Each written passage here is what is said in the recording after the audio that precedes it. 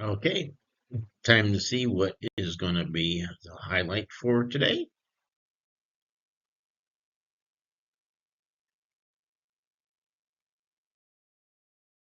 It appears that we are going to use the distance formula.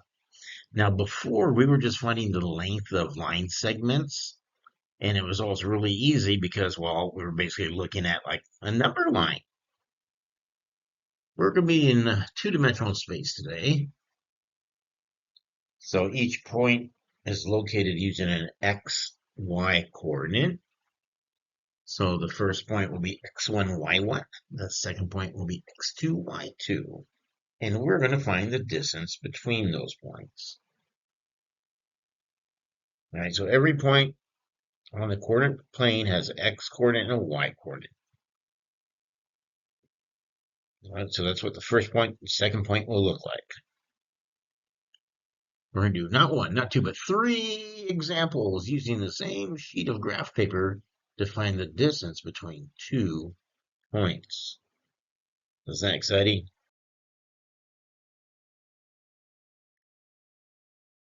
Okay, so we got this is a wonderful piece of graph paper. And I want to find the distance AB. Remember, if I don't see a symbol, that's the distance AB. Point A is located at 711. Point B is located at 1517. So first, plot point A.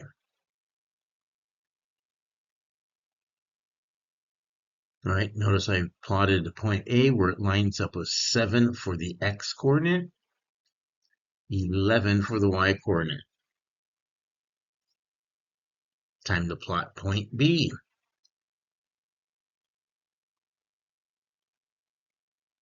So I put that point where it lines up with 15 on the x-axis,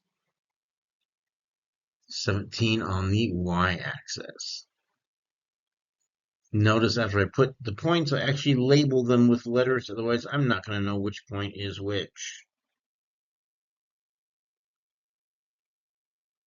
So I'm going to use the distance formula,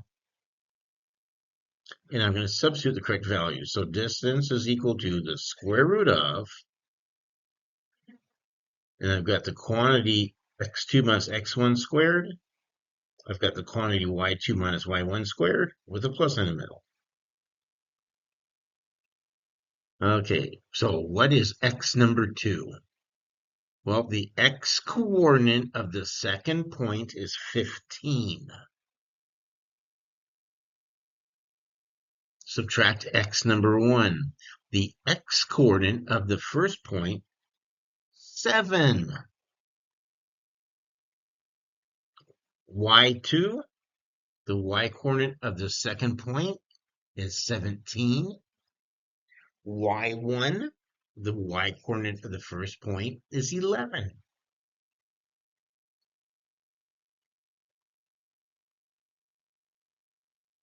15 subtract 7, that's 8. 17 subtract 11, that's 6. 8 times 8 will be 64. 6 times 6 will be 36. 64 plus 36 is 100. Finally, the square root of 100 is 10. Notice we just followed the order of operations there, right? We started inside the parentheses, simplified what was inside the parentheses. Then we took care of the exponents. Then we took care of the addition. And then finally we did that square root. So the distance is 10.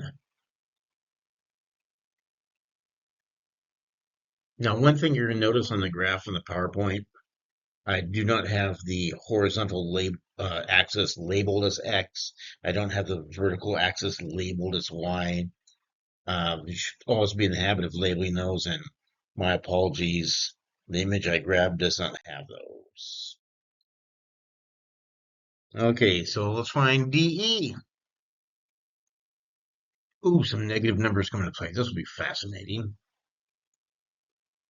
Again, plot point D, and after you put a dot in the correct space, label it, right? So D has to line up with -4 for the X coordinate, +3 for the Y coordinate.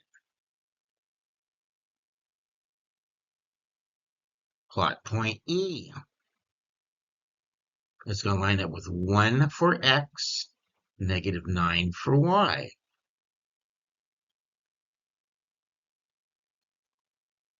Again, the distance formula. X number 2, I need to find the X coordinate of the second point. That's 1, right? X coordinate of point E is 1. X1, that'd be the X coordinate of the first point. That looks like -4. Y number 2, the Y coordinate of point 2, the Y coordinate of point E, that's -9. Finally, the Y coordinate of the first point was 3.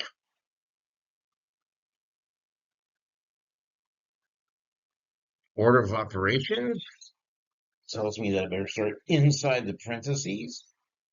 Of course, that square root symbol acts as a set of parentheses, but then we go inside there, we see even more. So I'm like, okay, inside one set of parentheses, I see 1 subtract -4.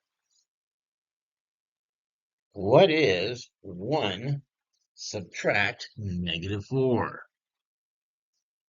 Well, that is 5. Right? Subtracting a -4 is like adding a regular 4. -3, I'm sorry, -9 subtract 3.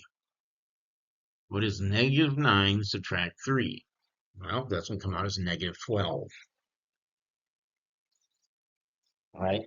Now, we always want positive values for distance. And the formula may use a -12. But when I label it on the graph, I'm going to use a 12. Because we always talk about positive values for distance. So in the equation, sure enough, I see a -12. But if I'm going to label my picture, I'm going to put a +12. Hey, you got to square some things. 5 times 5, of course, is 25. That's the easy part. -12 times -12, a little bit trickier. 12 times 12 would be 144. Negative times negative comes out positive. I can now safely add those two quantities together. I'll get 169. Square root of 169.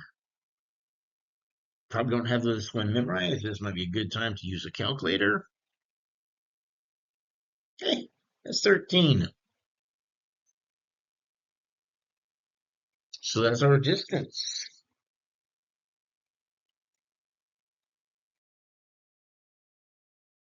All right, let's go for GH, the distance between point G and point H.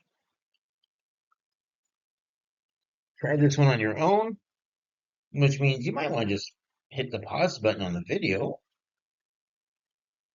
and when you are sufficiently ready, you can hit play again.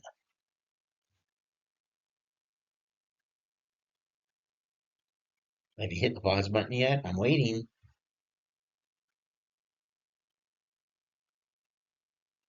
Okay, I'm going to operate under the assumption that you have resumed playing the video because you have worked on this on your own. So let's see what happened. I'm going to plot point G and H.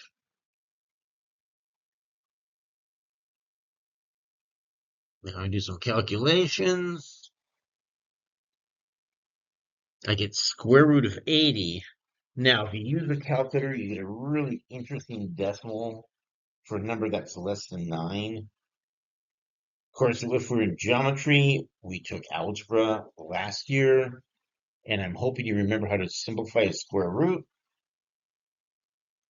right? The largest perfect square, that's a factor of 80, is 16. Square root of 16 is 4. So distance 4 root 5. When I'm back in the classroom tomorrow, we'll see if that's a skill we kind of need to go over,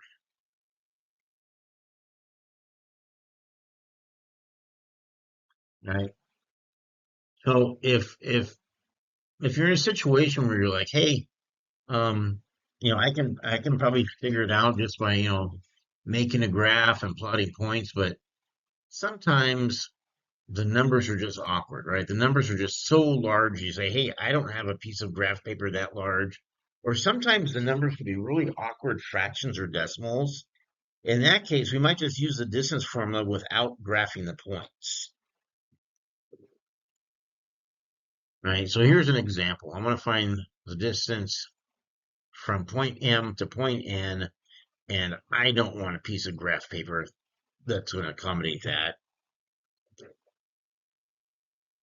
So I'm going to pause here if you want to try this on your own. You might even hit the pause button to stop the video. Have you stopped the video yet?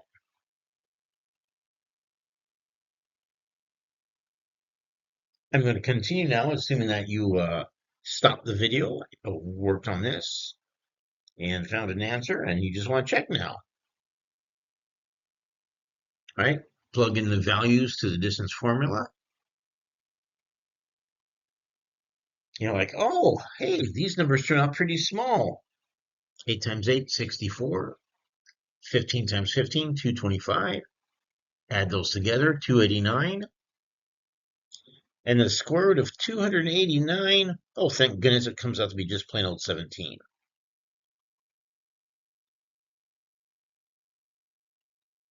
All right, I hope you enjoyed watching this video as much as I enjoyed putting it together. Let's try one more example, and then we'll turn you loose on the assignment. Again, I advise hitting the pause button. Try to work this out on your own. After you've had ample time to work on this, hit play again.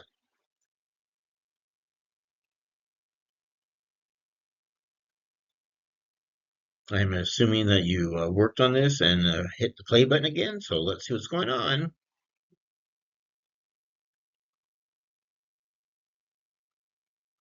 9/10 subtract 1/10 will give me 8/10.